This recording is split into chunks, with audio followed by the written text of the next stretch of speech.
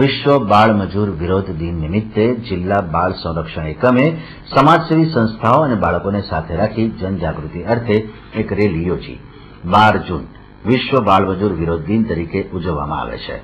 આજરોજ જિલ્લા બાળ સંરક્ષણ એકમના નોડલ અધિકારી મેઘા તોમર, જિલ્લા બાળ સુરક્ષા અધિકારી અમિત વસાવાની ઉપસ્થિતિમાં જનજાગૃતિ અર્થે વિશાળ રેલી રેલવે સ્ટેશન ખાતેથી નીકળી હતી, જે રેલીમાં વિવિધ સમાજસેવી સંસ્થાઓ અને બાળકોએ પ્લેકાર્ડ સાથે ભણવાની ઉંમરે મજૂરીનો વિરોધ દર્શાવ્યો।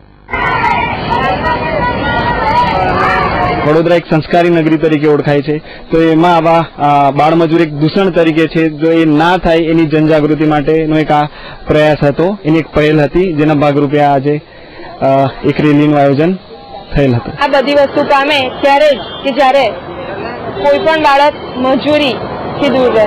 બાળમજૂરી એક અપરાધ છે, એટલે આ વસ્તુને અવોઇડ કરીએ એના માટેનો આ એક સંદેશ છે। આ